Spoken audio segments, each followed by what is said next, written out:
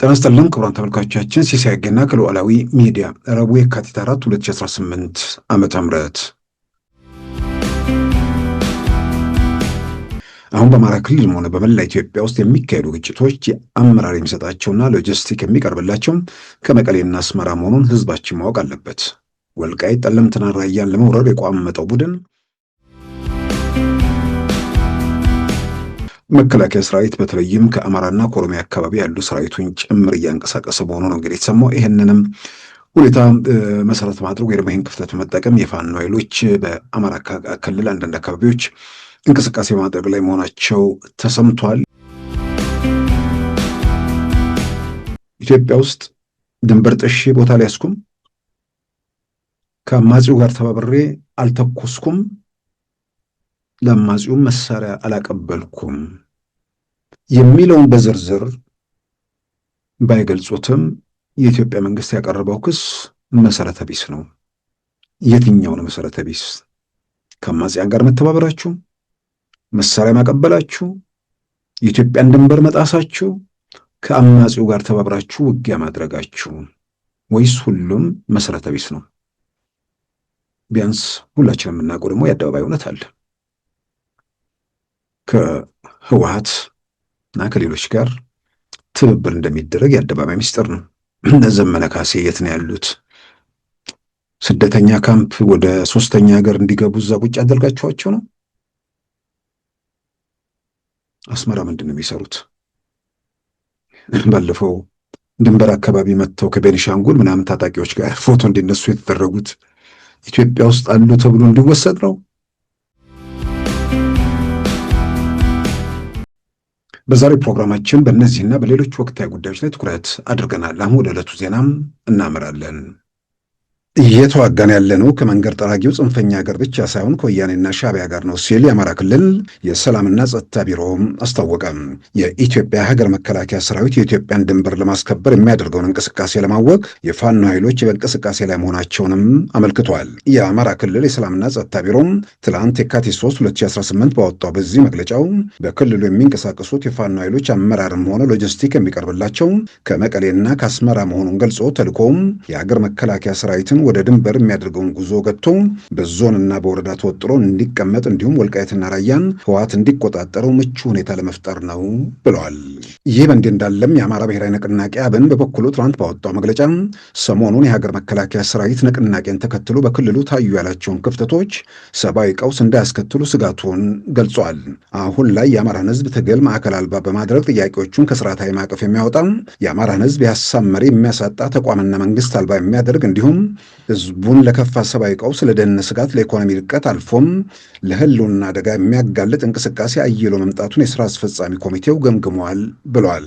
የተወሰኑ በአማራ ትግል ስም የሚሞሉ ቡድኖች ህዝባችን መራር መስዋዕትነት ከፍለው ከመሀል ሀገር ፖለቲካ ያሰናበታቸውን ኃይሎች ወደ 4 ኪሎ ለመመለስ ያልተቀደሰ ጋብቻ መፈጸማቸው በአማራ ህዝብ ላይ የተፈጸመ ታሪክ ይቅር የማይለው ክህደት እንደሆነ አብን በጽኑ ያምናል ብለዋል። አብን በመጨረሻም በትጥቅ ላይ ላሉ ኃይሎች፣ ለአማራ ህዝብ እንዲሁም ለፌዴራልና ለክልሉ መንግስትና ለሌሎች አካላት ጥሪ አቅርቧል። በቅርቡ በጠለምት በህወሓት ኃይሎችና በኢትዮጵያ የሀገር መከላከያ ሰራዊት መካከል በተደረገው ውጊያ ድሮን፣ መድፍና ሌሎች ከባድ መሳሪያዎች ጥቅም ላይ መዋላቸውን የተባበሩት መንግስታት ድርጅት አስታወቀ። በደቡባዊ ትግራይ አፋር ድንበር አካባቢ በህወሓት ኃይሎችና የሰላም ኃይል መካከል ውጊያ መቀጠሉንም የተባበሩት መንግስታት ድርጅት የሰብአዊ መብት ኮሚሽን ኮሚሽነር ቮልተር ተርኪ ገልጸዋል። የተባበሩት መንግስታት ድርጅት ትናንት በድረገጹ ባሰራጨው መረጃ ሁኔታዎች እየተበላሹ መምጣታቸውን ኃላፊውን በመጥቀስ የዘገበ ሲሆን ሰብአዊ ቀውሱ እንዳይባባስ ስጋት አለን ማለታቸውም ተመልክቷል። እንደ አውሮፓውያን አቆጣጠር ጥር 26 2026 በጠለምት በኢትዮጵያ ሀገር መከላከያ ሰራዊትና በህወሓት ታጣቂዎች መካከል ውጊያ መደረጉን የተባበሩት መንግስታት ድርጅት የሰብአዊ እርዳታ ማስተባበሪያ ኦቻን በመጥቀስ ዩኤን ኒውስ ሲዘግብ በዚህ ወቅት ሁለቱም ወገኖች ከባድ መሳሪያዎችን መጠቀማቸውን ቮልከር ተርኪ ገልጸዋል። እንደ ኦቻ ሪፖርት የህወሓት ኃይሎች በአምስተኛው ቀን እንደ አውሮፓውያን አቆጣጠር የካቲት 1 2026 ጠለምት አካባቢን ለቀው ወጥተዋል። በደቡባዊ ትግራይ አፋር ድንበር የህወሓት ኃይሎች ከትግራይ የሰላም ኃይል ጋር ውጊያ መቀጠላቸውም የተገለጸ ሲሆን ሰብአዊ ቀውሱ እንዳይባባስ ሁለቱም ወገኖች ከግጭት ርቀው ለችግሮቻቸው የፖለቲካ መፍትሄ እንዲፈልጉም የተባበሩት መንግስታት የሰብአዊ መብት ኮሚሽነር ጥሪ አቅርበዋል። የተባበሩት መንግስታት ድርጅት የሰብአዊ መብት ኮሚሽነር በኢትዮጵያና በኤርትራ መካከል የተፈጠረውን ውጥረት ወትሮንም ሰብአዊ ቀውስ ያለበትን አካባቢ ይበልጥ ወደ ተባባሰ ሁኔታ እንዳያመራውም ስጋታቸውን ገልጸዋል።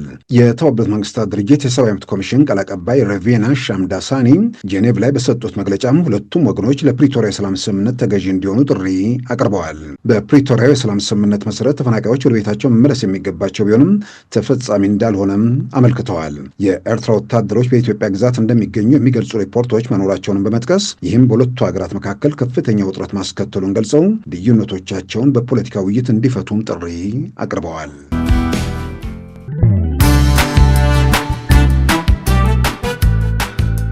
ሉዓላዊ ሚዲያን ይደግፉ። ስራዎቻችንን ለብዙ እንድናደርስ ሰብስክራይብ፣ ሼር፣ ላይክ በማድረግ ሉዓላዊ ሚዲያን ያጠናክሩ። እውነትን እንዘግባለን፣ ኢትዮጵያዊነትን እናቀነቅናለን። መድረኩ ግን ለሁሉም አመለካከት ክፍት መሆኑን እናረጋግጣለን። ሉዓላዊ ሚዲያ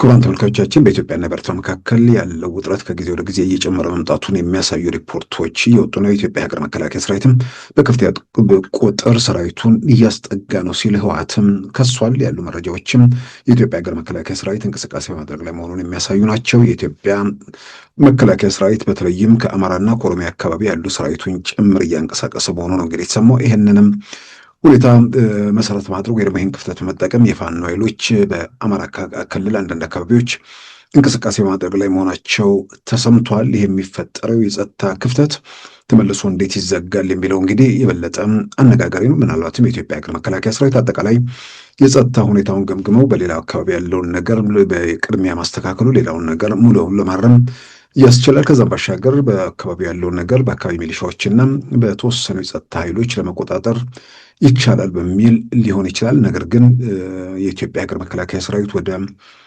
እንቅስቃሴ ከማድረጉ ጋር ተያይዞ የፋኖ ታጣቂዎች ወደ ለረጅም ጊዜ በመግለጫ ላይ ምናምን የነበረው ኃይል ከተሞች ላይ ባንክ ደጃፍ ላይ ፎቶ መነሳት ከቆመ ረዥም ጊዜ አስቆጥሮ ነበር። እንግዲህ የኢትዮጵያ ሀገር መከላከያ ሰራዊት ወጥቶ ቦታዎቹን ሲለቅ አሁን የሆነ አንዳንድ ቦታ ላይ ባንክ ቤት ደጃፍ ላይ ፎቶ መነሳት ተጀምሯል። እንግዲህ የኢትዮጵያ ሀገር መከላከያ ሰራዊት አጠቃላይ ጸጥታ ሁኔታውን ሲገመግሙ በዚህ በኩል ያሉ ክፍተቶች ተመልሶ በአጭር ጊዜ ውስጥ መታረም የሚችሉ ነገር ግን በሌላ በኩል ያለው ነገር አጠቃላይ ሀገራዊ ሁኔታውን ሊያበላሽ ስለሚችል ያንን መሰረት አድርገው እንደሚሆን ይታመናል። ከዛም ባሻገር ደግሞ አነስተ ባሉ የክልል የጸጥታ ኃይሎች እንዲሁም ደግሞ ተጨማሪ በሚሰጡ ድጋፎች የጸጥታ ሁኔታ መቆጣጠር ይቻላል የሚል እምነት ሊኖር ይችላል። ዞሮ ዞሮ ግን እዛ አካባቢ ላይ የሚደረገው እንቅስቃሴ ፋኖ ኃይሎች በአሁኑ ሰዓት የሚያደርጉት እንቅስቃሴ ፎቶ ለመነሳት ወይ ደግሞ አለን ለማለት ብቻ ሳይሆን የኢትዮጵያ ሀገር መከላከያ ሰራዊት በሙሉ ኃይል ወደ ከኤርትራ በኩል የሚመጣውን አደጋ ለመቀልበስ ወይ ደግሞ አደጋ ከመምጣቱ በፊት አደጋ እንዳይደርስበት ለመከላከል የሚወስዳቸውን እርምጃዎች የትኛውንም እርምጃ በሌላም በኩል ህወሓት በሁመራ በኩል በወልቃይት ላይ ጥቃት ለመሰንዘር የሚያደርገው እንቅስቃሴ መኖሩ ተሰምቷል። ይህ ባለበት ሁኔታ ውስጥ የኢትዮጵያ ሀገር መከላከያ ሰራዊት በሙሉ ኃይሉ በዛ መንገድ የሚያደርገው እንቅስቃሴ ህወሓትንም ሻዕቢያንም ስለሚጎዳ የፋኖ ኃይሎች የተሰጣቸው ተልዕኮ የኢትዮጵያ ሀገር መከላከያ ሰራዊት ካሉበት ግንባር እንዳይወጣ ባለ በሌላ ኃይላቸው እንቅስቃሴ እዛ ሲያደርጉ የኢትዮጵያ ሀገር መከላከያ ሰራዊት ተመልሶ ወደ ቦታዎች ሊመለስ ይችላል በሚል ስሌት እንደሆነ ነው እንግዲህ አንዳንድ መረጃዎችም የሚያሳዩት። ይህንን በተመለከተ የአማራ ክልል የጸጥታ ቢሮ ያወጣውን መግለጫ እንመልከተው። ትላንት ማለት ነው። የአማራ ክልል ሰላምና ጸጥታ ቢሮ ትላንት ማምሻውን ያወጣው መግለጫ ነው። እየተዋጋን ያለነው ከመንገድ ጠራጊው ጽንፈኛ ጋር ብቻ ሳይሆን ከወያኔና ሻዕቢያ ጋር መሆኑን ህዝባችን እውነታውን ማወቅ ይኖርበታል። አሁን በአማራ ክልልም ሆነ በመላ ኢትዮጵያ ውስጥ የሚካሄዱ ግጭቶች የአመራር የሚሰጣቸውና ሎጂስቲክ የሚቀርብላቸው ከመቀሌና አስመራ መሆኑን ህዝባችን ማወቅ አለበት። ወልቃይት ጠለምትና ራያን ለመውረር የቋመጠው ቡድን ለውስጥ ባንዳው ጽንፈኛ ኃይል የተሰጠው ተልዕኮ ከውስጥ ግጭት በመፍጠር ወደ ድንበር የሚሄደውን መከላከያ ሰራዊትን በየዞንና ወረዳው ተወጥሮ እንዲቆይ በማድረግ ያለማንም ከልካይ ወልቃይትና ጠለምትን ራያን ለመቆጣጠር ነው። ስለሆነም የምናካሄደው ውጊያ ከላኪዎቹና ታሪካዊ ጠላቶቻችንና ከተላላኪ ውስጥ ባንዳና ጽንፈኛ ኃይል ጋር መሆኑን መላው ህዝባችን አውቆ አካባቢውን በንቃት በመጠበቅና በራስ አቅም የህግ የበላይነትን ማስከበር ይገባል። ሰራዊታችን ዛሬም እንደ ትናንቱ በተጠንቀቅ ድንበራችን እየጠበቀ ይገኛል። ሰላም ለህዝባችን፣ ሰላም ለኢትዮጵያ ይላል የአማራ ክልል ሰላምና ጸጥታ ቢሮ። ከዚህ መግለጫ የምንረዳው የኢትዮጵያ ሀገር መከላከያ ሰራዊት በዋናነት የሀገሪቱን ድንበር በመጠበቅ በሌላም በኩል ደግሞ የህወሓት ኃይሎች ወረራ ፈጽመው ወደ ወልቃይት ወደ ራያ አካባቢ ያው ራሳቸው መኖራቸው ይታወቃል። ያው ይዘው እንደማይቀጥሉ ምንም ጥያቄ ውስጥ የሚገባ ነገር አይደለም። የኢትዮጵያ መንግስት ራያ ከሄዱ ግጭት ውስጥ ሊገባ የሚችልበት ሁኔታ የለም። አጠቃላይ ወደ ግጭት ከተገባ ሙሉ በሙሉ ከራያ መግፋት ወይ ደግሞ ከእንደዚህ መግፋት የሚባል ነገር ሳይሆን ሰንኮፉን ከናካቴው ወደ መንቀል ኦፕሬሽን ውስጥ ሊገባ እንደሚችል ምንም የሚያጠራጥር ነገር አይደለም። ስለዚህ የህወሓት ኃይሎች እንዲሁም በሻዕቢያ በኩል የሚደረገውን እንቅስቃሴ በተመለከተ ያን ለመደገፍ ወይ ደግሞ በዛ ነገር የተሰጠውን ተልዕኮ የፋኖ ኃይሎች እያደረጉ ነው በሚል ነው እንግዲህ የአማራ ክልል የሰላምና ጸጥታ ቢሮ መግለጫ ያወጣው። ያው የሚፈጠሩ የጸጥታ ክፍተቶች ማለት ነው የኢትዮጵያ ሀገር መከላከያ ሰራዊት ሙሉ ኃይሉን ወደ ሌላ አካባቢ ሲያዘዋውሩ በተወሰነ ደረጃ የሚፈጠሩ ክፍተቶች ያሉ ከክልሉ ሰላምና ጸጥታ በዛ ላይ ከሚሰሩ የክልሉ የሰላም የጸጥታ ሰራተኞች ወደ የጸጥታ አካላት ባሻገር እንግዲህ በህብረተሰቡ በኩል በዚህ በኩል የራሱን አስተዋጽኦ እንዲያደርግ ነው። ይሄ ጥቃት ወይ ደግሞ ይሄ እየተፈጸመ ያለው ነገር የሚያመጣው አደጋ ወይ ደግሞ የሚያስከትለው ሁኔታ እዛ ጋር የሚንቀሳቀሱ ፋኖ የሚባሉ ኃይሎች የጀመሩት ነገር ሳይሆን ሌላው ኃይል ወደ እሱ የሚመጣውን አደጋ ለመቀልበስ ወይ ደግሞ ወደ እሱ የሚመጣውን የኢትዮጵያ ሀገር መከላከያ ሰራዊትን የሆነ ቦታ ላይ ለመክታት እንዲያስችለው ያ እንቅስቃሴ ደግሞ ከተሳካ ዓላማው የወልቃይትን ለህወሓት ማስረከብ፣ በሌላም በኩል ደግሞ በኢትዮጵያ ውስጥ አጠቃላይ ጸጥታ ችግር እንዲፈጠር የሚያስችል ሁኔታውን ለመጋበዝ እንደሆነ ከክልሉ ሰላምና ጸጥታ ቢሮ መግለጫ መረዳት እንችላለን። እንዲሁም አብን በዚህ ዙሪያ ትላንት ማምሻውን ከሰላምና ጸጥታ ቢሮ መግለጫ ካወጣ ከሰዓታት በኋላ የአራት ሰዓታት ልዩነት አለ። ከአማራ ብሔራዊ ንቅናቄ አብን ወቅታዊ ጉዳዮች ዙሪያ የተሰጠ መግለጫ። የአማራ ብሔራዊ ንቅናቄ አብን ስራ አስፈጻሚ ኮሚቴ ወቅታዊ ክልላዊ ሀገራዊና ቀጠናዊ አጀንዳዎችን በተመለከተ ተወያይቶ በሚከተሉት ጉዳዮች ላይ አቋሙን ይገልጻል። በአማራ ክልል የተከሰተው የጸጥታ ችግር ባለፉት ጥቂት ጊዜያት አንጻራዊ መረጋጋት የታየበት ቢሆንም ሰሞኑን ከአንዳንድ አካባቢዎች የሀገር መከላከያ ሰራዊት መነቃነቅን ተከትሎ ህዝባችን ለዳግም ሰብአዊ ቀውስ የሚዳርግ ሁኔታ ተከስቷል። አሁን ላይ የአማራን ህዝብ ትግል ማዕከል አልባ በማድረግ ጥያቄዎቹን ከስርዓታዊ ማዕቀፍ የሚያወጣ የአማራን ህዝብ የሀሳብ መሪ የሚያሳጣ ተቋምና መንግስት አልባ የሚያደርግ እንዲሁም ህዝቡን ለከፋ ሰብአዊ መብትና ለሰብአዊ ቀውስ፣ ለደህንነት ስጋት፣ ለኢኮኖሚ ድቀት አልፎም ለህልውና አደጋ የሚያጋልጥ እንቅስቃሴ አይሎ መምጣቱን የስራ አስፈጻሚ ኮሚቴ ገምግሟል። እየተካሄደ ያለው የትጥቅ እንቅስቃሴ በኢትዮጵያና በህዝባችን ላይ የሚጋሩት ጠላትነትን ያስተሳሰራቸው ኃይሎች አንድም የአማራን ህዝብ ዘላለማዊ እረፍት የመንሳት ዓላማቸውን ለማሳካት፣ ሁለትም ሀገር ለማፍረስ የእጅ አዙር አመራር የሚሰጡበትና የሚሳተፉበት እንዲሁም ክስተቱን ለኢኮኖሚ ዓላማ የሚጠቀሙ አካላት የተሰማሩበት እየሆነ መምጣቱን አብን ይገነዘባል በማለት መግለጫውን ይቀጥላል። ለክልሉ ህዝብ፣ ለታጠቁት ኃይሎች እንዲሁም ለመንግስትና ለክልላዊ መንግስቱም ጥሪ ያቀረበበት ነው። እንግዲህ የአብን መግለጫም እንግዲህ ሰሞኑን እንግዲህ የኢትዮጵያው የውጭ ጉዳይ ሚኒስትር ዶክተር ጌዲዮን ጢሞቴዎስ ለኤርትራዊ የውጭ ጉዳይ ሚኒስትር አቶ ኦስማን ሳላ በጻፉት ደብዳቤ ላይ በግልጽ ያስቀመጧቸው ያመላከቷቸው ጉዳዮች አሉ። የኤርትራ ኃይሎች በሰሜን ምስራቅ ኢትዮጵያ ድንበር ጥሰው የኢትዮጵያን ግዛት መቆጣጠራቸውን፣ በሰሜን ምዕራብ በኩል ደግሞ ከአማጺ ኃይል ጋር በመተባበር በኢትዮጵያ ላይ ጥቃት መክፈታቸውን ግልጽ አድርገዋል። ከዛም ባሻገር አማጽያንን መርዳት፣ እነዚህ ደግሞ በዝርዝር የተቀመጡ ነገሮች ናቸው። ከዛ ቀደም ሲደረግ የነበረ ነገር ነው። ስለዚህ ይህን ነገር እንዲያቆሙ፣ ከኢትዮጵያ ግዛት እንዲለቁም፣ ያንን እንዲያደርጉና ከግማሽ ምዕት ዓመት በላይ የተሻገሩ ችግሮችን በውይይት ንግግር እንፍታ፣ ኢትዮጵያን ባሰብ ጉዳይ ላይና በአጠቃላይ ጉዳዮች ላይ ተወያይታ በችግሩ ላይ ለመምከር ያላትን ፍላጎት በግልጽ አስቀምጣለች።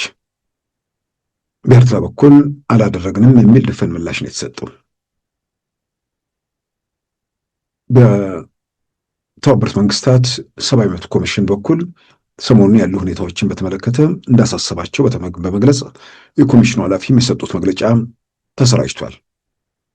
የሰሞኑ ክስተት በድሮን በከባድ መሳሪያ ጭምር የተደረገ ውጊያ እንደነበር ምስክርነት ተሰጥቷል። የውስጥ መረጃዎችን መሰረት አድርጎ ማለት ነው። ስለዚህ በጠለምት በኩል ሰብረው ገብተው እንቅስቃሴ ለማድረግ ሞከሩ፣ ተመተው ተመለሱ። አሁንም ተመሳሳይ ሙከራ ለማድረግ እንቅስቃሴ እያደረጉ መሆናቸውን የሚገልጹ ነገሮች ናቸው ያሉት። በሌላም በኩል ደግሞ ሁል ጊዜም እነሱ የፈለጉትና የፈቀዱትን እያደረጉ ሁሌም ደግሞ የኢትዮጵያ መንግስት እየተከላከለ በእንደዚህ አይነት ሁኔታ ውስጥ መቀጠል የሚችልበት ሁኔታ ያለ አይመስልም። አሁን የኢትዮጵያ ሀገር መከላከያ ሰራዊት በማናቸውም ሁኔታ የሀገሩን ሉዓላዊነትና ድንበሩን ለማስከበር እንቅስቃሴ ላይ መሆኑን የሚገልጹ መረጃዎች በስፋት እየወጡ ነው። ይህ ባለበት ሁኔታ ውስጥ በታጣቂ ኃይሎች ማለትም ይሄ አነስተኛና ጥቃቅን ቡድኖቹ ያሉባቸውን አካባቢዎች ደግሞ የኢትዮጵያ ሀገር መከላከያ ሰራዊት እየለቀቀ በመውጣቱ እዛ ጋር ቢፈጠሩ የጸጥታ ክፍተቶች ምን ይሆናሉ የሚለውን እርግጥ ነው መንግስት አስቦበት የሚመጣውን አደጋ የሚያስከትለውን ችግር በደንብ አጤነው የጸጥታ ሁኔታው ተገምግሞ ወደዚህ ሁኔታ ውስጥ እንደተገቡ ምንም የሚያጠራጥር ነገር አይደለም። የክልሉ የጸጥታ ኃይሎች አሉ። ከዛም ባሻገር ለነዛ ድጋፍ የሚያደርጉበት ሁኔታ ሊኖር ይችላል። ከዛም ያለፈ ነገር ቢኖር ዋናው በሌላ በኩል የሚመጣው አጠቃላይ ሀገር ህልውናን አደጋ ውስጥ የሚከተውን ነገር መቀልበስ ካልተቻለ እዚህ ጋር ኃይሉን በትኖ በየቦታው መጣዱ ወይ ደግሞ መበታተኑ ለሀገር አንድነት ለዘላቂው ሰላም ከሚሰጠው ፋይዳ አንጻር በብዙ ነገሮች ተገምግሞ ወደዛ ሁኔታ ውስጥ እንደተገባ ነው እንግዲህ መገመት የሚቻለው። የጸጥታ ክፍተቱን እንዴት ይሞላል? ምን አይነት ሁኔታ ይደረጋል? እሱን የጸጥታ ተቋማት ኃላፊዎቹ አጠቃላይ የሚመለከተው አካል በዝርዝር ገምግሞ የሚደርስበት ውሳኔ እንደሆነ ምንም የሚያጠራጥር ነገር አይደለም። ስለዚህ አሁን ባለንበት ሁኔታ ያው እነ ጀዋርም በማህበራዊ ገጻቸው ፎቶዎች ሲያሰራጩ ነበር። ከኦሮሚያ ክልል የኢትዮጵያ ሀገር መከላከያ ሰራዊት ስለወጣ አሁን አካባቢው ለሚሊሻዎች ተሰጥቷል። እንግዲህ ሚሊሻዎቹ ይቋቋሙታል የሚል ጥሪ ነው።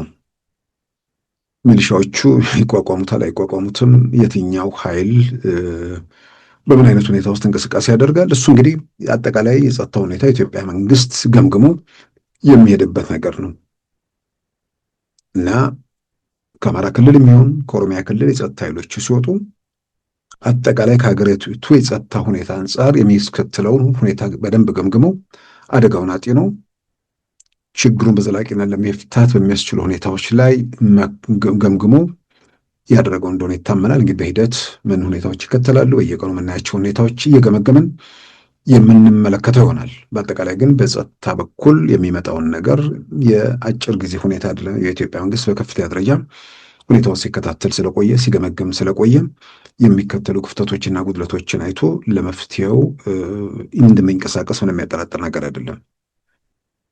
በሌላ በኩል ደግሞ የሚፈጠረው የጸጥታ ክፍተት አጠቃላይ የሰላሙን ወይ ደግሞ አጠቃላይ ሁኔታውን ጫና ወይ ደግሞ ተጽዕኖ የሚያደርግ የትኛው ነው፣ አደጋው ቤት በኩል ያለው ይበረታል የሚለው ያው በዋናነት ለሀገር ህልውና ቀጣይነት ዘላቂ ችግሩን ለመፍታት የሚያስችለው ሁኔታ ምንድን ነው የሚለው እንግዲህ ያው ግልጽ ይመስለኛል። የኢትዮጵያ መንግስት አሁን ከሸኔም ከፋኖም ከቲፒኤልኤፍም ጋር የሚደረጉ ነገሮች ብዙ ትርጉም ያላቸው ነገሮች አይመስሉኝም። ለኢትዮጵያ መንግስትም ኦክሲጅን እየሰጠ ትንፋሽ እንዲኖራቸው እያደረገ ያለ ቡድን አለ። ያ ቡድን ደግሞ ግማሽ ክፍለ ዘመን የተሻገረ የተንከባለለ የሁለቱን ሀገር ህዝቦች ህይወት፣ አካል፣ ሁለመና የጠየቀ ነፃነት የሚለውም መልስ ያላስገኘለት የነፃነት ትግልም የሚባለው ችግሩን ያልፈታለት የሲንጋፖር ህልምም ሲንጋፖርን ሳይሆን የፈራረሰች ደካማ ሀገር ያደረገ የነፃነት ትግል ይህ ሁሉ መፍትሄ ስላላመጣ በሁለቱ ሀገር ህዝብ በተለይም በመንግስታት ደረጃም በጠላትነት በሰላም የቆዩት በመጀመሪያዎቹ ቲፒኤልኤፍ ጋር የነበረው በጋራ ስልጣን ላይ ያለውን የደርግ መንግስት አስወግደው በጋራ በትብብር አብረው በፍቅር የቆዩት 7 ዓመታት ብቻ ነው። በመሃል ያሉ ኩርፊያ ምናምኖችን እነሱ ውስጥ ጉዳይ ነው አናውቀውም። በአደባባይ የተሰጠውን እውነታ ስናይ ከግንቦት 1983 እስከ ግንቦት 1990 ድረስ በሰላምና በፍቅር ነበሩ። እርግጥ ነው በድንበር በምናምን አካባቢ የሚወዛገቡባቸው የቃላት የምናምን ንግግሮች፣ ድርድሮች እንደነበሩ ያው በወጡ መረጃዎችም ተከታትለናል። ነገር ግን ወደ ግጭት ያመራው በትክክል ቀኑን ለማስቀመጥ ሚያዝያ 28 1990 የኢትዮጵያ መንግስት ደግሞ ተወረድኩኝ በማለት መግለጫ የሰጠው ግንቦት 4 1990 ዓ.ም ነበር። ስለዚህ 30 ዓመት ሻዕቢያም ትግል ሲያደርግ የኢትዮጵያም የኤርትራም ህዝብ ያኔ የኢትዮጵያ ህዝብ ነው ሁለቱ በጦርነቱ ዋጋ ሲከፍል የሀገር ሀብት ሲወድም የሰው ልጅ ሲነድ እልቂት የነገሰበት አካባቢ ሆነ ቆይቷል። የህወሓት ሲጨመርም እልቂቱን አባባሰው። ያ ሁሉ ውድመትና ከዛ ሁሉ እልቂት በኋላ የኤርትራ ነፃነት ታወጀ።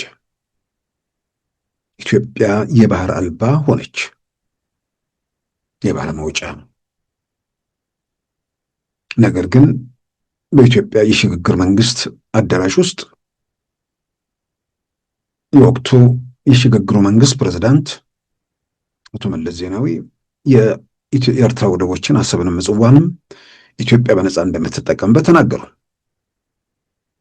በነፃ ማለት ምንድን ነው? እስካሁን ድረስ መልስ ያላገኘ እንቆቅልሽ ሆኖ የቀጠለ በዛ ደረጃ በወዳጅነት በፍቅር የቆጠለ ነገር 7 ዓመታት በኋላ ወደ ለየለት ጦርነት አመራ። 2 ዓመታት ከ1990 እስከ 1992 2 ዓመታት ሙሉ ከፍተኛ አውዳሚ ጦርነት ተካሄደ። በወቅቱ የጀርመን ጋዜጣ ያወጣው ዘገባ ብዙ ጊዜ ይጠቀሳል። የእልቂቱን መጠን የውድመቱን ደረጃ ከገመገሙ በኋላ የሁለት መላጣዎች ጸብ ለአንድ ሚዶ የሚል ነበር ማበጠሪያ። ከዛ ውድመት ከዛ እልቂት በኋላ የኤርትራ ኃይሎች የያዙትን ባድመን የኢትዮጵያ ሀገር መከላከያ ሰራዊት በኃይል አስለቀቀ። ሐምሌ 1992 ዓ.ም አልጀርስ ላይ የሁለቱ ሀገራት የውጭ ጉዳይ ሚኒስትሮች የሰላም ስምምነት ተፈራረሙ። በታህሳስ 1993 ደግሞ የሁለቱ ሀገራት መሪዎች ጠቅላይ ሚኒስትር መለስና ፕሬዝዳንት ኢሳያስ የወቅቱ የተባበሩት መንግስታት ድርጅት ዋና ጸሐፊ ኮፊ አናን የአሜሪካ የውጭ ጉዳይ ሚኒስትር የነበሩት ለጊዜው ዘነጓቸውን በህይወት የሉም፣ በጣም ዝነኛ ሰው፣ እንዲሁም የአፍሪካ ህብረት ሌሎችም በተገኙበት የሁለቱ ሀገራት መሪዎች የሰላም ስምምነት ተፈራረሙ። ያንን ሰላም ስምምነት መሰረት ያደረገ ደግሞ የድንበር ኮሚሽን ሁለቱ ሀገራት ሁለት ዳኞችን መርጠው 4 ዳኞች ደግሞ በጋራ እንዲሰይሙ በሚያዝያ ወር 1994 ዓ.ም የድንበር ኮሚሽን ውሳኔ ሰጠ። የድንበር ኮሚሽኑ ውሳኔ ሲሰጥ የዛን ጊዜ ቲፒኤልኤፍ ታሪክ ሁሌም አስገራሚ ነው። ለእኛ ተወሰነልን ተብሎ የነበረውን ሰልፍና ፈንጠዝያ እናስታውሰዋለን። አደባባይ የተጻፈ ለህዝብ የተገለጠ መረጃን በአደባባይ በመዋሸት ሰዎችን አደባባይ ሰልፍ ያስወጡበት ሁኔታ እናስታውሳለን።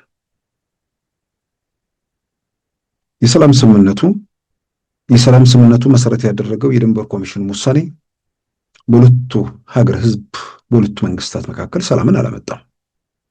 ጦርነትም ሰላምም የሌለበት ውዝግብና ውጥረት የተመላበት የተባበሩት መንግስታት የሰላም አስከባሪ ኃይልም መጨረሻ ላይ እንዲወጣ የተገደደበት አጣብቂኝ ይቅርታ የነበረበት ሁኔታ ነበር።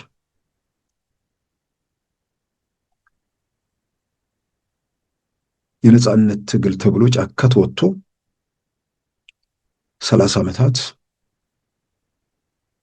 የብዙዎች ህይወት ተቀጠፈ። የመቶ ሺዎች ሀብት ወደመ። ወደኋላ ተጎተትን። በድህነት እንድንማቅቅ፣ በችግር አረንቋ ውስጥ እንድንዘፈቅ ጦርነቱ አብይ ሚና ተጫወተ። ነጻነት መጣ ከተባለም በኋላ ነጻነቱን ማጣጣም የቻሉት ወይ ደግሞ በሰላም መኖር ተቻለው 7 ዓመት ነው። ያን ሁሌም የተዛባ ነገር፣ የተዛባ ግንኙነት፣ የሆነውን መብት ወስደ የሚፈጠሩ ነገሮች ዞሮ ዞሮ የሚያስከትሉት አደጋ ነው። ከዚህ 7 ዓመት በኋላ ደግሞ ሰላምም ጦርነትም የሌለበት ነገር ግን በጦርነቱ መሃል ከ70,000 ሰዎች በላይ ያለቁበት ጦርነት ተካሂዷል።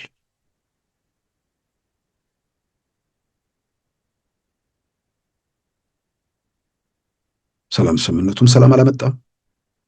በጠላትነት እየተፈላለጉ አንዳንዴም እየተቦቃቀሱ አንዱ የሌላውን ታጣቂ እየደገፈ በግጭት በቀውስ ውስጥ ቀጠሉ። ሲንጋፖር ሆናል ያለችው ኤርትራም ሲንጋፖር አይደለም በፊት የነበረችውን ኤርትራ መሆን አቅቷት የኤርትራ ወጣቶች በገፍ በሰልፍ ሀገር እየለቀቁ የሚሰደዱባት ምናልባትም በዓለም ሁኔታ ቢመዘን በዚህ ደረጃ የደከመና የደቀቀ ሀገር የትኛው የዓለም ክፍል ላይ ነው ያለው የሚለውን ምናልባት መገምገም ያስፈልጋል። አንዳንድ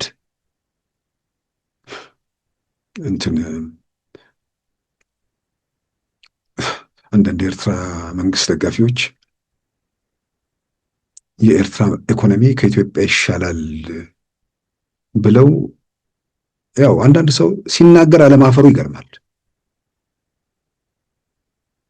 ምንድን ነው ኢኮኖሚ? አንዳንድ መከራከሪያ የሚያመጡት ምንድን ነው የኤርትራ ገንዘብ ናቅፋ ሲመነዘር ከኢትዮጵያ ብር የተሻለ በዶላር ይመነዘራል። በዓለም ላይ ያሉ ገንዘቦችን ጠንካራ ሀገር ኢኮኖሚዎችን መመልከት ነው። ምናልባትም በአካባቢው ካሉ ሀገሮች ከዶላር አንጻር ሲታይ የኤርትራ ናቅፋ በአነስተኛ ገንዘብ ይመነዘራል። የገበያውን ሁኔታ መሰረት ያደረገ የምንዛሪ ሁኔታ ስላልሆነ ማለት ነው። ለዚህ ጥሩ ማሳያ የደርግ መንግስት እስኪሞቱ ድረስ ኢትዮጵያ ውስጥ ዶላር የአሜሪካ ዶላር በ2 ብር ነበር የሚመነዘረው። አንድ የአሜሪካን ዶላር 2 ወይም 2 የኢትዮጵያ ብር አንድ የአሜሪካን ዶላር ይገዛ ነበር። ስለዚህ ያን የኢትዮጵያ ኢኮኖሚ ጠንካራ ነበር። በለጠ ኢኮኖሚስቶቹ በጉዳዩ ላይ ዝርዝር ነገር መስጠት ይችላሉ፣ ግን እዛው ሳይገባ በቀላሉ መረዳት የሚቻል ነገር ነው። ይልቁንም ቀደም ሲል ለሚሰጠው ሰበብ በማዕቀብ በምን ስለደቀቀን ስጋት ስላለብን ሙሉ ኃይላችንን ጉልበታችንን ጊዜያችንን ጦርነት ወይ ደግሞ ዝግጅት ላይ ስለዋልን በዛ የተነሳ ኢኮኖሚያችን ደቀቀ ተዳከመን የሚለውን መከራከሪያ ማቅረብ ትንሽ ለሚያስቡና ለሚገመገሙ ሰዎች ትንሽ የሚመስል ነገር ነው። ከዛ ውጭ የሰማይና የምድር ያህልን ሰማይና ምድርን ጨለማና ብርሃንን ማወዳደር ነው ዛሬ ባለንበት ሁኔታ ውስጥ ኢትዮጵያና ኤርትራን ማወዳደር በየትኛውም መስፈርት በየትኛውም መለኪያ።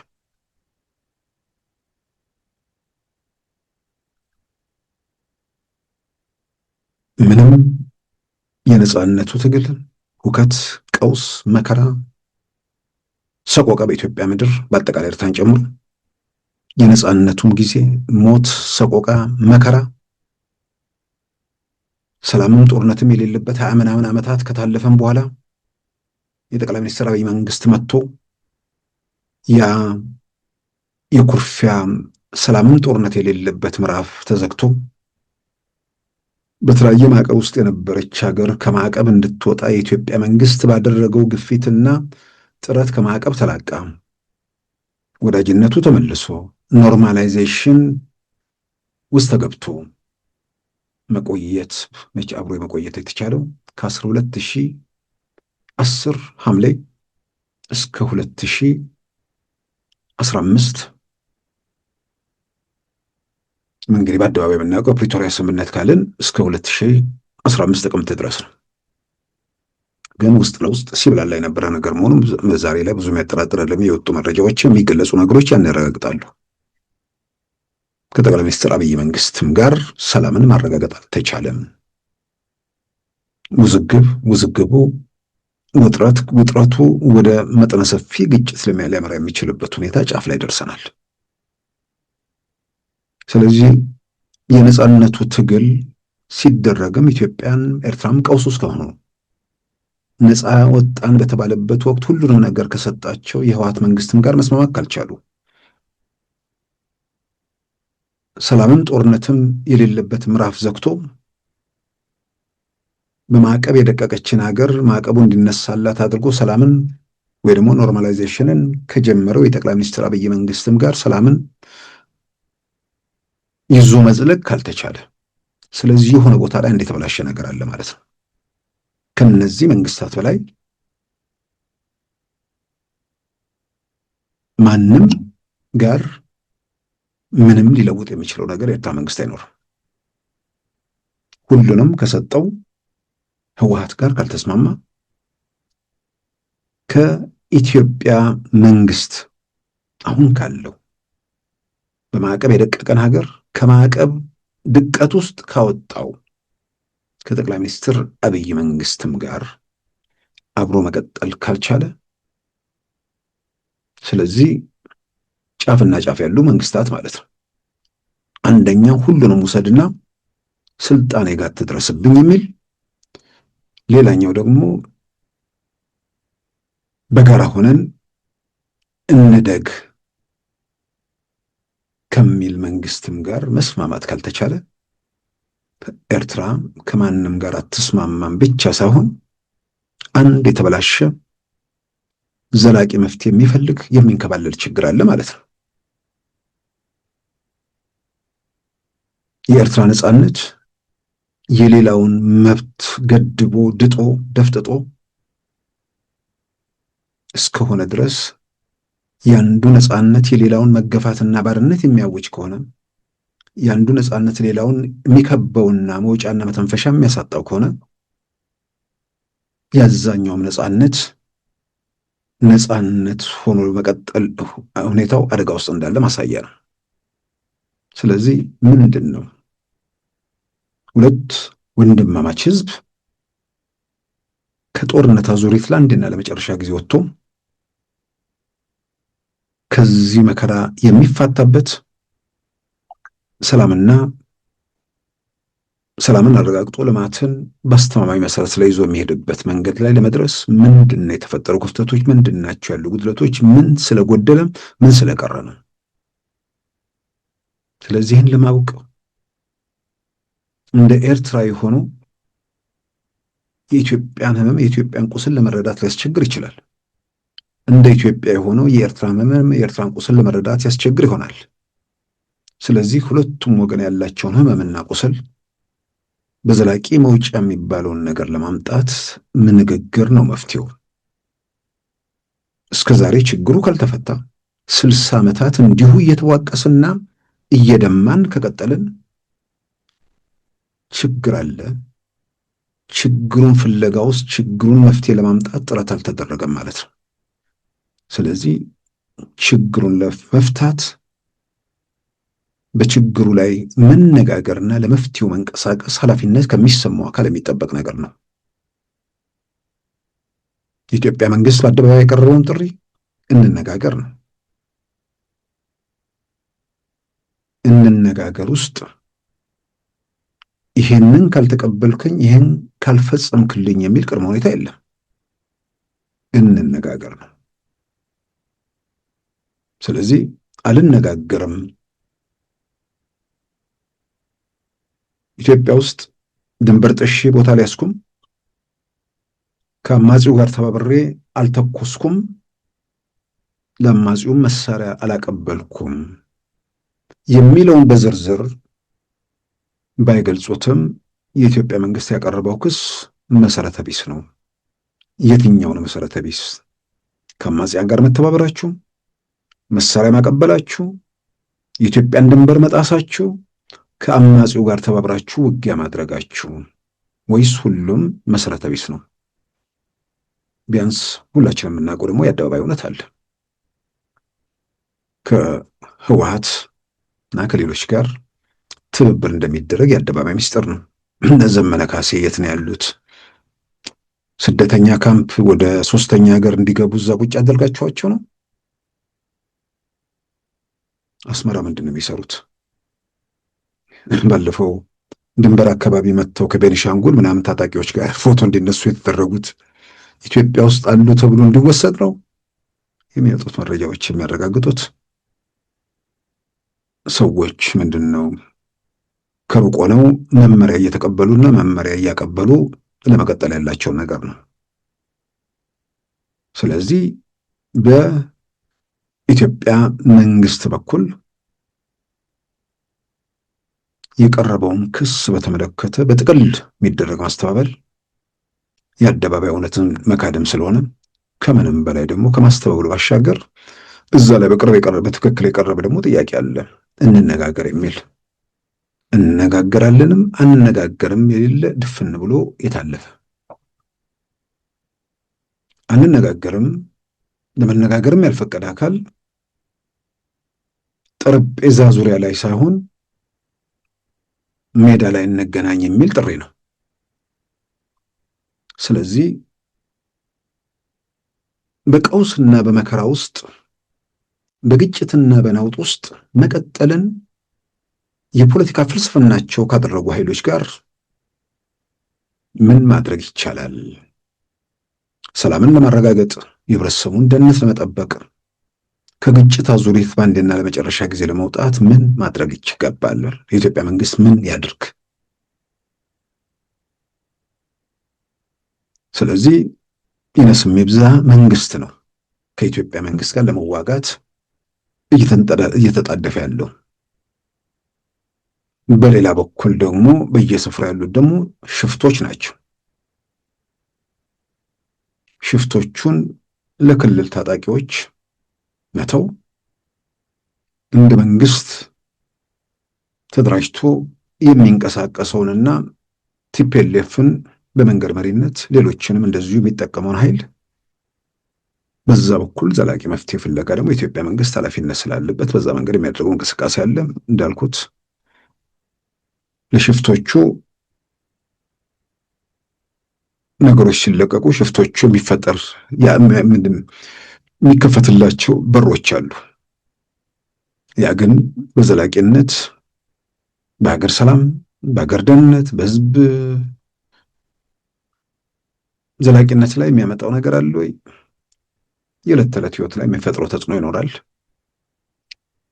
በሰላም ወጥተው መግባት የሚችሉ ያንን መብት ያረጋገጡ ዜጎች በተወሰነ ደረጃ ያ ሰላማቸው ሊታወቅ ይችላል። አጠቃላይ ግን በክልሉ ሰላምና ደህንነት እንዲሁም ደግሞ በሀገር ሰላምና ደህንነት ላይ የሚያመጣው ነገር አለ ብዬ አላምንም። የኢትዮጵያ መንግስትም አጠቃላይ ሁኔታዎችን ገምግሞ ወደዚህ ነገር እንደደረሰ ይታመናል። ስለዚህ ወደ ግጭት የመግባቱ ነገር ግልጽ እየሆነ ስለመጣ እዛ ጋር ሲገባ ሽፍቶቹ አነስተኛና ጥቃቅን ቡድኖቹ ከወዲሁ ተልኳቸውን በተመለከተ ለማመድ ስራ እየሰሩ ነው። ጦርነቱ የኢትዮጵያ መንግስት የኢትዮጵያን ህልውና ለማስጠበቅ የባህር በር ጥያቄን ወይ ደግሞ እንደ ሀገር ህልውናውን አደጋ ላይ የደቀነውን ኃይል ለማስተንፈስ ሳይሆን የዩናይትድ አረብ ኤምሬትን ፍላጎት ለማስፈጸም እየተንቀሳቀሰ ነው የሚል ነው። የፋኖ ገጾች ምናምን ላይ ሰሞኑን እየተለጠፈ ያለው ይሄ ነው። እነ ጀዋርም በአደባባይ ሲቀሰቅሱ የቆዩት ይህንን ነው። የኢትዮጵያ መንግስት 2 ዓመት ሙሉ ስለ ቀይ ባህር ስለ ባህር መውጫ ሲያወራ 2 ዓመት ሙሉ የኤርትራ መንግስት በዚህ ጉዳይ ላይ ምላሽ ሲሰጥ ነበር።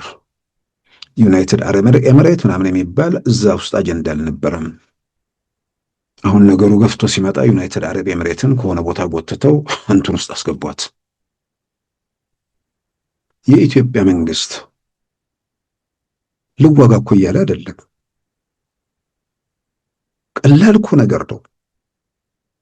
የመጨረሻውን ማንም ማድረግ የሚችለውን ነገር እኮ ነው እየጠየቀ ያለው። እንነጋገር ነው። እንነጋገር ውስጥ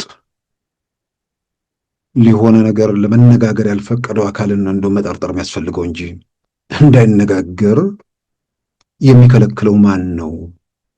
አለመነጋገር ህልውናውን አደጋ ውስጥ እንደሚከትበት እንኳን እንዴት መገንዘብ አቃተው? ወይ ሆነ ከበስተጀርባ እንዳይነጋገር የሚከለክለው አንድ መንፈስ አለ ሀገር ከሌለ። ስለዚህ ያንን መንፈስ ሰብረው ለንግግር ራሳቸውን ማዘጋጀት ነው።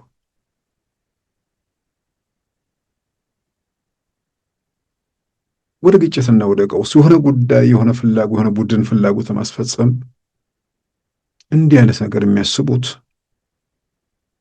መስራት የማይችሉ ስልጣን ላይ ለመቀመጥና ለዘረፋ ብቻ የሚጠቀሙ አይተናል እኮ። ስልጣን ምን ማድረግ እንደሚችል አሁን እያየን ነው። ስልጣንና ህልም፣ ስልጣንና ሀገራዊ አጀንዳ ሲቀናጁ ሲተሳሰሩ አንዳንዴ በእውን አይደለም በህልምም ሊፈጸሙ ሊፈጸማሉ ብለህ ተብሎ የማይታመኑ ነገሮች በአይናችን እያየን በግጭት በቀውስ ውስጥ ብዙ ነገሮች እየተለወጡ እያየን ነው። በየቀኑ አዳዲስ ነገር ነው። የስማርት ፖሊስ ስቴሽን የሚባል ነገር ራሷን ቦሌ መንገድ ላይ አሁን የአፍሪካ ህብረት መሪዎች የውጭ ጉዳይ ሚኒስትሮቹ ገብተዋል። መሪዎቹም ሰሞኑን ይመጣሉ። ከተማው በየትኛውም አቅጣጫ የዛሬ ዓመት ጥሎት የሄዱትን ከተማ ዛሬ እያዩት አይደለም፣ ተለውጧል። ከህብረቱ ስብሰባ ጋር ተያይዞ በሺዎች ምናልባትም በመቶ ሺዎች ሊሆን ይችላል፣ አሊያም በ10 ሺዎች የሚቆጠሩ ሰዎች፣ ጋዜጠኞች፣ የተለያዩ ምናምን ከየሀገሮቱ ጋር የሚመጡ በርካታ እንትኖች አሉ። ሌሎች ስብሰባዎችም አሉ። ስማርት ፖሊስ ስቴሽኑ ሰው አልባው ፖሊስ ጣቢያ ማለት ነው። አሁን ቦሌ መንገድ ላይ ሲያዩትም ራሱ ደረጃውን ከፍ ያለ ነው። የፌዴራል ፖሊስ ኃላፊዎች እነ ኮሚሽነር ጀነራል ደመላሽ በሰጧቸው መግለጫዎች መረዳት የቻልነው ፖሊስ ጣቢያዎቹ ወይ ደግሞ ሰው አልባዎቹ ፖሊስ ጣቢያ ሰዎች ችግር ሲገጥማቸው አቅራቢያቸው ፖሊስ ጣቢያ ከሌለ፣ ከምንም በላይ ደግሞ የውጭ ሀገር ዜጎች በአቅራቢያ ፖሊስ ጣቢያ ሲሄዱ የቋንቋ ችግሮች ስለሚፈጠሩ ወደዚህ ሰው አልባ ፖሊስ ጣቢያ መጥተው በቀጥታ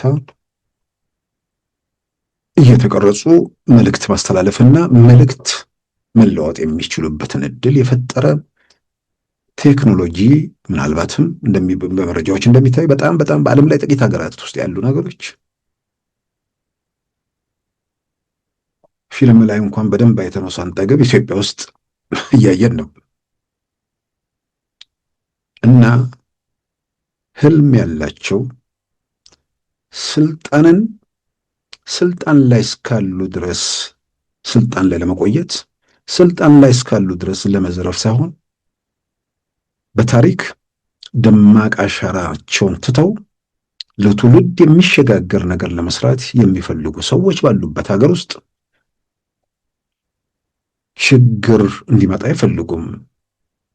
ግጭት፣ መከራ ውስጥ መግባትን አይፈልጉም።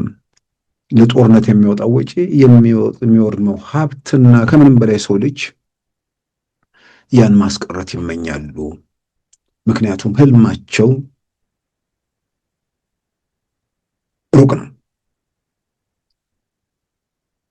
አንዳንድ መንደሩ ላይ የሚርመጠመጥ ሰው ጠቅላይ ሚኒስትር አብይን በምንድን ነው በዘረኝነት ምናምንም አንዳንዴ ጥቀሱ ሲባል የሚጠቅሱት ነገር የለም፣ ህገ መንግስቱ ይላሉ። ምናልባት ከተወሰኑ ዓመታት በኋላ ምናልባት ጠቅላይ ሚኒስትሩ ስለ ኢትዮጵያ ማውራት ትተው ስለ አፍሪካ የሚናገሩበት ሁኔታ ይፈጠራል ብዬ አምናለሁ። መንደር ላይ የቆሙ ሰዎች፣ ሰፈራቸው ላይ የሚቆዝሙ ሰዎች አይናቸውን ስለማይገልጡ ሁኔታዎችን ስለማይበረብሩ ይህ አይከሰትላቸውም። የማያስብ የማይጠይቅ መንጋ ስለሚያደምጣቸው ተመሳሳይ ተረት እየተናገሩ ይቀጥላሉ። ዩናይትድ አረብ ኤሚሬት ምናምን ስለተፈለገች ዩናይትድ አረብ ኤሚሬት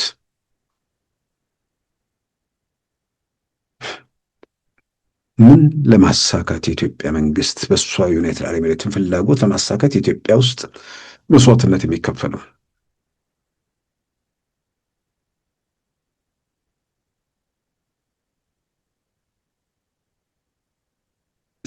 ምናልባትም ቀደም ሲል ላልኩት ነው፣ ወደ ግጭት ለመግባት እኮ ፍላጎት ያለው አልደራደርም የሚል ነው።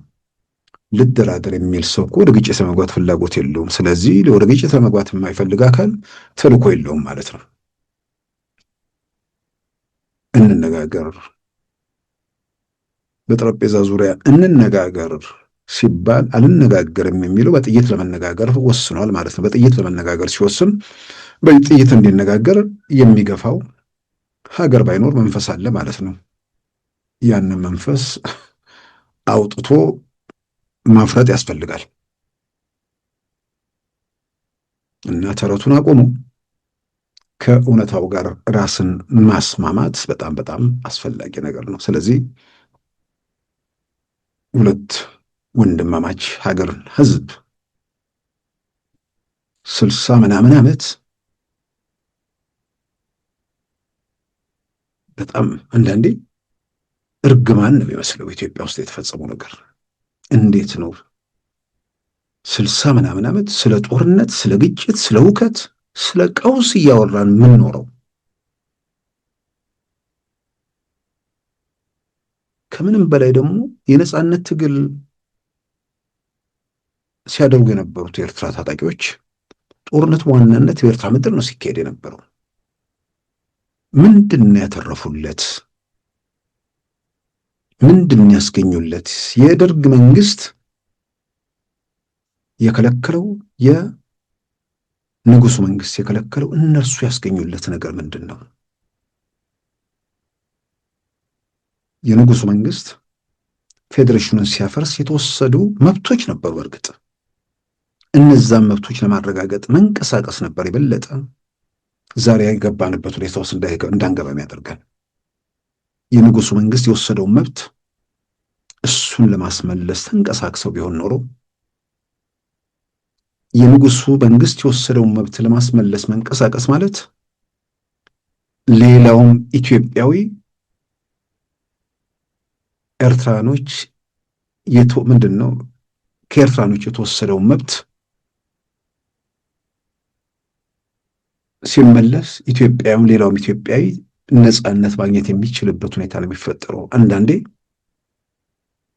የንጉሱ መንግስት መብታችንን ወስዶ በጭቆና ውስጥ አቆየን የሚባለው እንደሱ አይደለም። እውነት ለመናገር የንጉሱ መንግስት የኤርትራንን መብት ወሰደና ከሌላው ኢትዮጵያዊ ጋር ነው ያስተካከላቸው። ከሌላው ያነሰ አላደረገም በምንም ተአምር።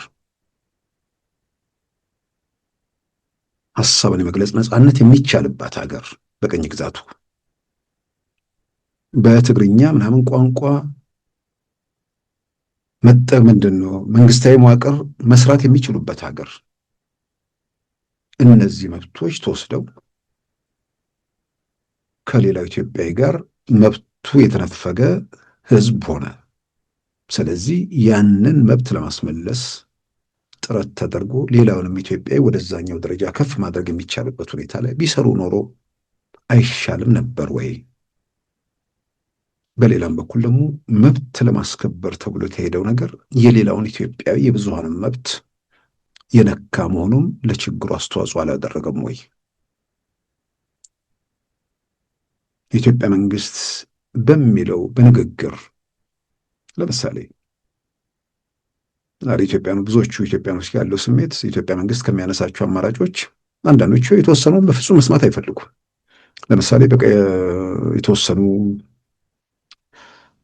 የኢትዮጵያ አየር መንገድ ወይ ደግሞ የኢትዮጵያ ኤሌክትሪክ ኃይል ባለስልጣን ከታላቁ ህዳሴ ግድብ ጋር በተያያዘ የተወሰነ ድርሻ ወስደው ለእኛ ባህሩን ቢለቁልን አለዛም ደግሞ በኪራይ ውል ስምምነት መሰረት ቢፈጸምልን የሚለውን መስማት የማይፈልጉ ሰዎች አሉ። ግን ሁልጊዜም ዛሬ የምትሰጠው ማስተንፈሻ ነገ ለዘላቂው መውጫ በር ሊከፍት ይችላል። ለምሳሌ ኢትዮጵያ በሊዝ 50 ዓመት ከሶማሌላንድ ጋር እንዳደረገችው ኤርትራ ምንድን ነው የሚጎዳው? እዛ ጋር ምንድን ነው የሚጎዳቸው? ያውም ህግን ባልተከተለ መንገድ የተወሰደ ወይ ደግሞ የሄደ ኤርትራ እኮ ወደ ኢትዮጵያ ስትቀላቀል ወደ ኢትዮጵያ ባትቀላቀል ለኢትዮጵያ እንደ አማራጭ የሚቀርበው እኮ አሰብ ወደብ ለኢትዮጵያ እንዲተው ነበር። ከደርግ መንግስት ሲፈርስ ኤርትራ የሚባል ሀገር ከቅኝ ግዛት ነፃ ሲወጣ አሰብ የሚባል ግዛቱ አልነበረም። ስለዚህ የ1963 የካይሮ ቻርተር ሁልጊዜም አፍሪካ መሪዎች እንትን የሚሉት በዛ ላይ የተቀመጠው አንድ ቅኝ የተገዛ ሀገር ከቅኝ ግዛት ነፃ ሲወጣ የመጨረሻውን ድንበር መቀበል አለበት ነው። 1963 በፈረንጆቹ 1991 ግንቦት ወር ነፃ ያወጣችው ኤርትራ የሚባለው ክፍለ ሀገር አሰብ ላይ ጨመረ።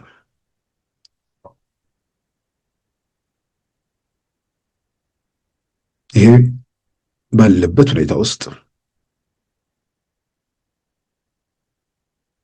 ክፍተቶች አሉ። ከዛም ባሻገር የኤርትራ ህዝብ ውሳኔ እንዲካሄድ ከስልጣን ላይ ያለው የህወሓት መንግስት ያሳለፋቸው ውሳኔዎች በካቢኔው ይሁን በፓርላማ ሰነዶች ውስጥ የሉም የሚሉ በርካታ ዝርዝር ማስረጃዎች በኢትዮጵያ በኩል እየቀረቡ ነው። ይህ ሁሉ ሆነው ነገን አሻግሮ የሚመለከት ትላንት ላይ ታስሮ ዛሬ ላይ እየቆዘመ መቀጠል ስለሌለበት መውጫ ነገር ይፈልጋል። በጣም በእርግጠኝነት የኢትዮጵያ መንግስት ያቀረበውን የመውጫ መንገድ የ50 ዓመት ሊዝ ስምምነት ኢትዮጵያ ብታደርግ በዚህ በ50 ኪሎ ሜትር ውስጥ መንቀሳቀስ የምትችልበት ሁኔታ ቢፈጠር 50 ዓመት አይደለም በሚቀጥሉት 10-20 ዓመታት ውስጥ ድንበሩ ይፈርሳል። ነገን አሻግረው ማየት ትልቅ ሀገር ግዙፍ ኢኮኖሚ ውስጥ ባለ ድርሻ መሆንን እንጂ በትንሽ ሀገር ውስጥ መታሰርን የማይፈልጉ ነፃነትን የሚመኙ ከወንድሞቻቸው ጋር ድንበር ለማፍረስ የሚሰለፉ ራዕይ ያላቸው ወጣቶች በኤርትራ ምድር ሁኔታዎችን ለመለወጥ ያላቸው እድል ሰፊ ነው። ከምንም በላይ የዛሬውን ግጭት ያስቀራል። ነገን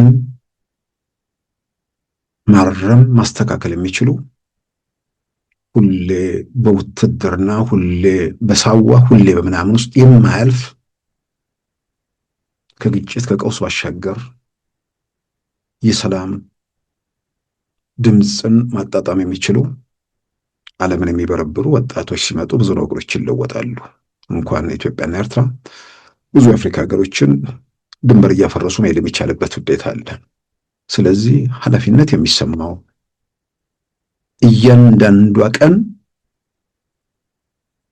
የምትመነዘርበት ስራ ላይ የምትውልበት ደቂቃዎች፣ ሰኮንዶች ትርጉም ያለባት ሀገር ነች ኢትዮጵያ። ስለዚህ ጊዜውን፣ ጉልበቱን፣ አቅሙን፣ ሀብቱን በግጭት ውስጥ ለማባከን የሚፈልግ መንግስት እንደሌለ በስራው በተጨባጭ ድርጊቱ እያየን ነው።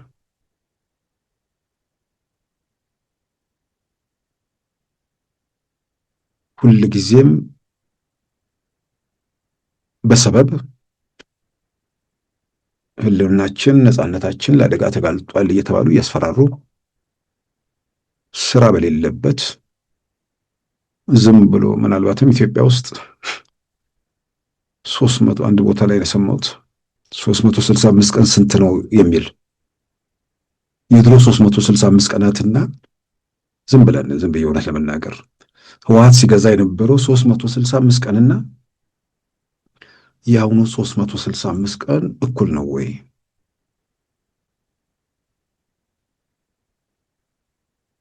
ሀያ 27 ዓመትና 7 ዓመት 27 ነው ረዥም ዓመታት ወይስ 7 ዓመት ነው? ኢትዮጵያ ሰዎች አፈናውን፣ ጸረ ዴሞክራሲውን ምናምን ሁሉ ነገር ኃጢአታቸው በወቅቱ የጠቅላይ ሚኒስትር አብይ መንግስት ሲመጣ ሲዘረዘርባቸው ቢያንስ ሀገሩን ለውጠናል የሚል መመጻደቅ ነበር። ሀገሩ እንዳልተለወጠ ሀገር መለወጥ ምን እንደሆነ ዛሬ ላይ በደንብ ያዩት ይመስለኛል። ምንም አልተሰራም ማለት አይደለም። የትኛውም መንግስት ያውም የቀዝቃዛ ዓለም ጦርነት አክትሞ ሀብት በከፍተኛ ደረጃ በሚፈስበት የደርግ መንግስት ተወልዶ እስኪሞት በአጠቃላይ በጀቱ ተደምሮ ህወሓት በአንድ ዓመት ከዓለም አቀፍ ለጋሾች ከሚያገኘው ብድር ጋር ሲነጻጸር በተቀራራቢ ደረጃ ጠቅላላ ሀብቱን ነው የምለው 17 ዓመት። እሱም እኮ በዛ በጦርነት መሃል ሆኖ እኮ የሆነ እንደ መንግስት እኮ መንግስት ስራ ይሰራል እኮ የተወሰነ ነገር ሰርቷል። ይህ ሀብት ያ ሁሉ አንጻራዊ ሰላም የሰፈነበት ዘመን ጊዜ ቢሰራበት ኖሮ በኢትዮጵያ ምድር ተአምር እናይ ነበር እና ዓመታቱን 7ቱን ዓመት ከ27ቱ ጋር ስናነጻጽረው 70 ዓመት ነው። በ27ቱ ጉዞ ቢደረግ በ7 ዓመት ሊሰራ የማይችል ነገር በየቀኑ ተአምር እየታየ ነው። ይሄ በኢትዮጵያ ምድር የሚታየውን ተአምር ከማንም በላይ ወደ ጎረቤት ወደ ወንድም ሀገር እንዲደርስ ሰላምን ማረጋገጥ፣ ከግጭት አዙሪት መውጣት፣ የኢትዮጵያ መንግስት ያቀረበውን የሰላም ጥሪ መቀበል መውጫው መንገድ ነው። ያ ካልሆነም እንደሚቀጥለው ደጋግሞ ማስታወስ በጣም አስፈላጊ ነገር ነው። ግጭቱ ይቀጥላል። አውዳሚ ጦርነት ይሆናል። ጥያቄ ውስጥ የማይገባ ነገር አንዳንዶች ሄደው የኢትዮጵያ መንግስት አሰብን ሊይዝ ይችላል የሚሉት ነገር አለ። አይመስለኝም። ደጋግሜ የምለው አሰብ መያዝ ብዙ እንትን የሚለው ነገር አይደለም። መንግስት ወደ መለወጥ ነው የሚሄደው። ሰማይና ምድር ቦታ ተለዋውጠው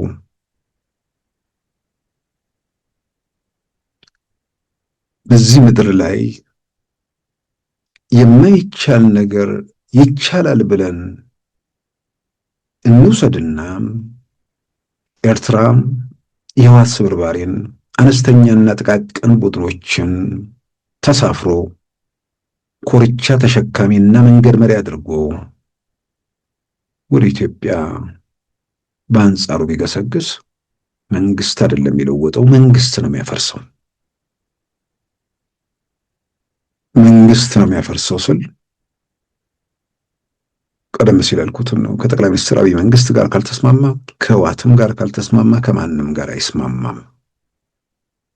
አንዴና ለመጨረሻም ይህን አጀንዳ መዝጋት አስፈላጊ ስለሚሆን መንገድ ላይ ትንሽ ጉልበት ያላቸውን ቀረጣጥፎ ሜዳ ላይ ጥላቸዋል።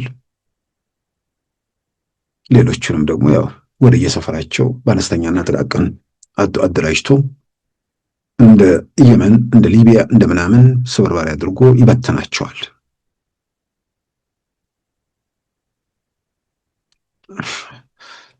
ይህንን እውነት ለመናገር ምንም ምርምር የሚጠይቅ ነገር አይደለም። ሰዎች አይናቸውን ካገለጡ ነገሮችን ካነበቡ ፍንትው ብሎ የሚታይ እውነታ ነው። የአማራ ክልል ሰላምና ጸጥታ ቢሮ የሰጠውን ማሳሰቢያ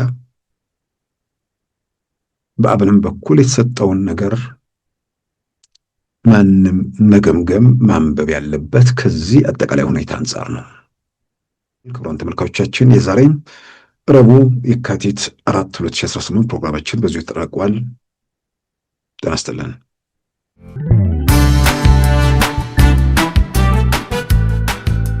ሉዓላዊ ሚዲያን ይደግፉ። ስራዎቻችንን ለብዙ እንድናደርስ ሰብስክራይብ፣ ሼር፣ ላይክ በማድረግ ሉዓላዊ ሚዲያን ያጠናክሩ። እውነትን እንዘግባለን፣ ኢትዮጵያዊነትን እናቀነቅናለን። መድረኩ ግን ለሁሉም አመለካከት ክፍት መሆኑን እናረጋግጣለን። ሉዓላዊ ሚዲያ